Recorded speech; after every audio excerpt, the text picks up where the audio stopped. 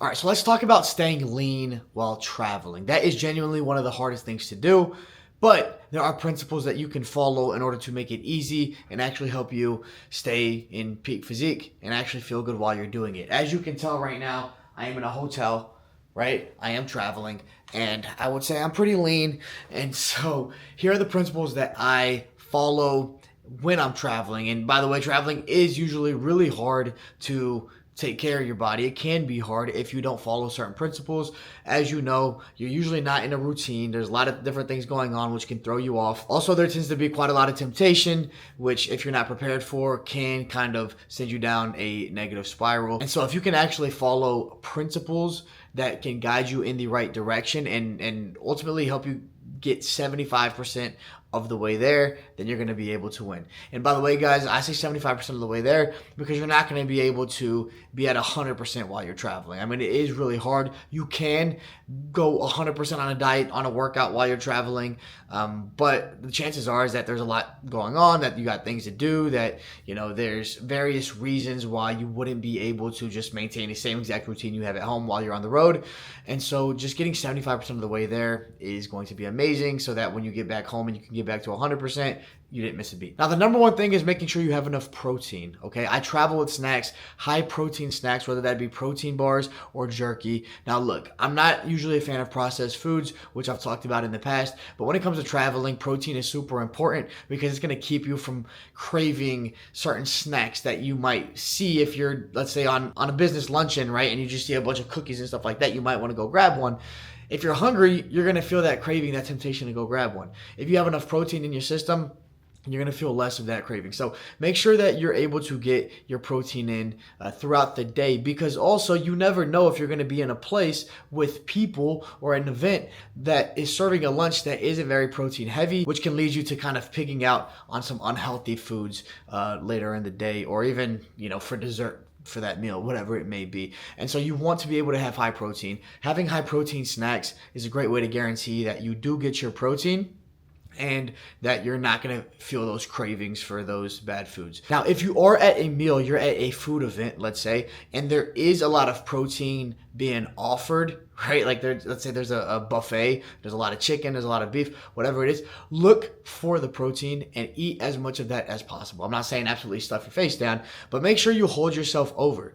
I would usually eat more than I do on a regular meal at home because I don't know what my next meal is going to be. So when you're traveling, because you don't necessarily know, you know, the ins and outs of how the day is going to go, you have to prepare yourself where you can. And so for me, whether that's breakfast or lunch, I try to eat a big meal full of the protein, the healthy fats, and even the healthy carbs that I can, so that, you know, if something substantial doesn't come later, let's say like later everybody's having pizza, I can avoid the pizza because I'm like, I already ate a lot, I'm pretty full. Not to mention I had a couple snacks after, which were those protein snacks that I mentioned.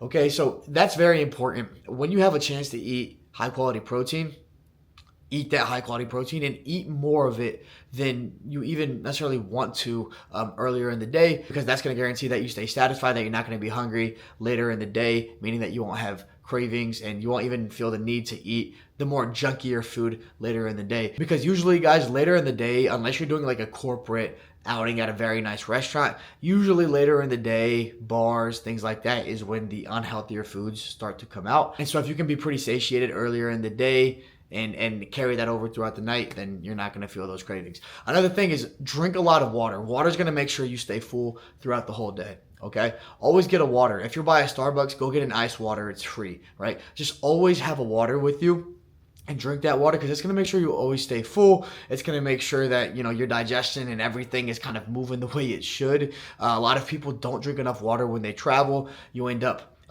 staying thirsty. A lot of people confuse thirst with hunger. They end up eating those snacks that they shouldn't be that they shouldn't be eating. And overall, it's just really good for your health. You're gonna feel a lot better. You're gonna feel like a higher performer when you're drinking that water. It's gonna be easier to go to the gym, and you're not gonna feel as burnt out in the gym, whether it's during your travels or even once you get back, if you're hydrating yourself correctly. Okay, so always drink water. Try to avoid any sugary drinks, any really non-water drinks.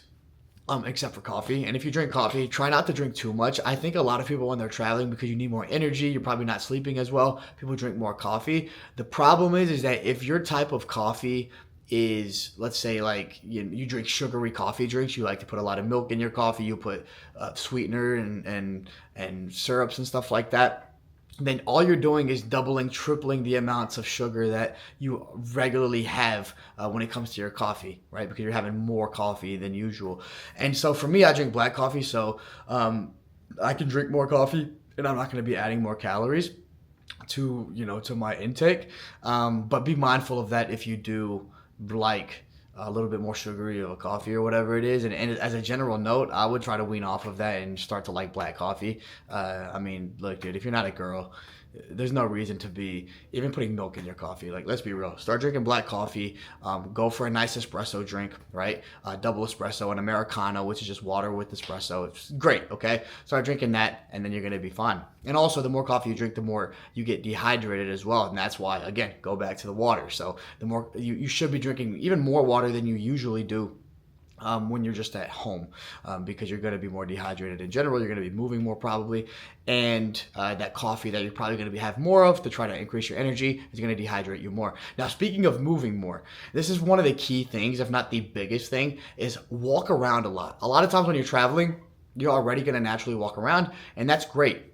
So walk around a lot. If you're in a city, walk, right? Go to the coffee shop in the morning, walk around. If you have nothing to do, you have a little break in between like events that you're doing, go for a walk. Just walk around as much as you can, because walking is one of the best things you can do to burn fat while keeping your hunger down. Okay, if you go for a run, your appetite's going to increase, meaning that you're probably going to just even out at calories as if you hadn't run in the first place.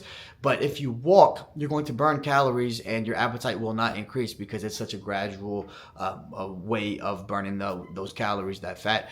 And so walk a lot. Walk wherever you can. Walk around the city. If you're in a suburb, walk around the neighborhood, right? If you're in a hotel in the suburbs, just figure it out. Just go for walks, right? Or just go into the hotel gym and walk. If you're not going to lift at all, which we're going to get into that next, walking is going to be the most important thing. It's going to keep you fresh. It's going to keep you feeling good too, your joints and all that kind of stuff, especially if you're drinking the water and if you're eating healthy, high protein diet, then you're gonna be good. Walking is gonna be a very good complement to that. Now, the next thing is going to be the gym, working out. Now, I'm a big fan of working out when you're traveling. It's obviously hard a lot of times because you don't have that much time. And I think that's why most people don't work out in the first place, is because they think, oh, like I'm not going to be able to get my traditional workout in, so I'm not going to work out. But here's the thing. You don't need to do your traditional workout to get a good workout in. You can literally work out for 20 minutes, 30 minutes, do half of what you usually do in the gym, or maybe even a quarter, because I know that a lot of times, the gym's not going to have the dumbbells, the weights that you want. It's not going to have the equipment that you usually have and all that kind of stuff, but you're able to hit variations at most gyms, okay? Usually they're going to have a bench, they're going to have some dumbbells, and if that means that, there's only, I've been in gyms where the max dumbbell is 35 pounds, and all that means is I'm slowly bringing it down. I'm really focusing on control, and I'm hitting high volume, and I've gotten insanely sore after that because I'm not used to hitting those high volume workouts. But the point is that getting a workout, getting that blood flow, getting a nice sweat, and actually activating your muscles is going to be huge for, one, feeling good, two, burning calories that you wouldn't have burned if you didn't even show up at the gym, and also getting you right back in, like you never left when you get back in the gym at home, when you arrive back home from traveling. And so getting those, some type of workout when you're traveling is absolutely massive.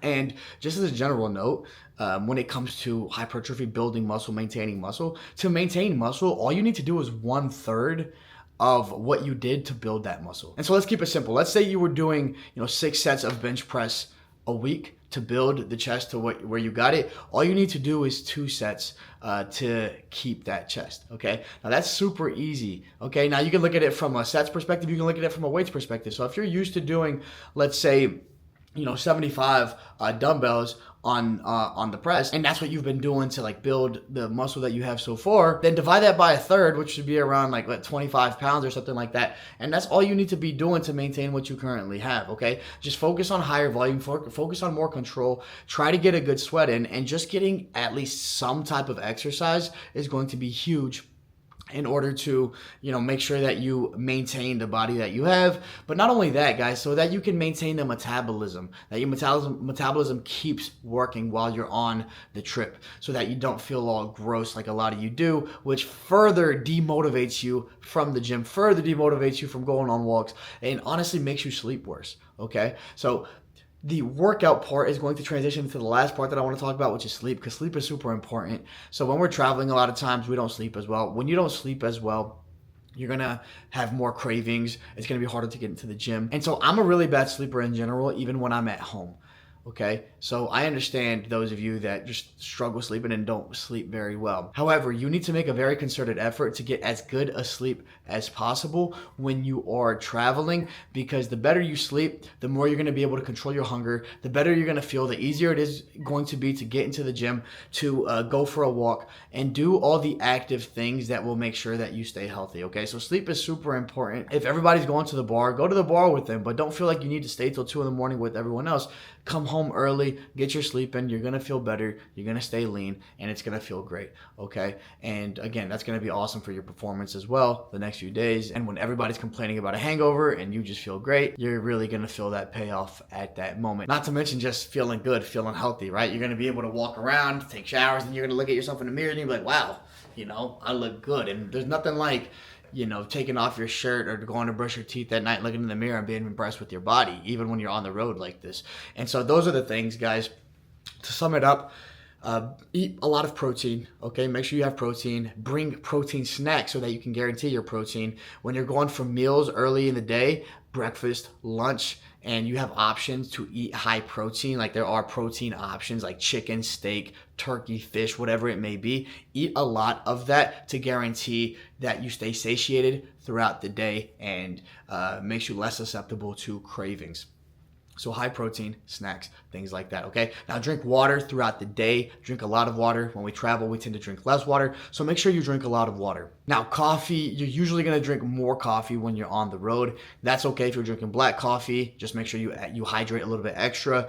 If you have a lot of sweeteners and sugars and things like that in your coffee, then stop drinking more coffee than you usually do, okay? In fact, just go to black coffee. That's going to be a lot better for you, and you're going to lose weight, and you're going to look a lot better in general as well. And you're going to feel better, right? Because you're not putting that garbage sweetener and syrups in your body. The next thing, workout. Even if it's just 1/3 of your usual workout, that's going to be great. It's going to make sure you feel good. It's going to make sure that you look good. Sweating is absolutely incredible for your energy, your vibes, like what you're bringing into your day to day. If you can just get a nice little workout in, right? Just get your muscles activated, get them moving, and get your metabolism going. That's going to be fantastic. And then make sure you get some good sleep, okay? Whatever you can do to get at least, 7 hours of sleep every single night that you're on the road, and try to make sure that sleep is good.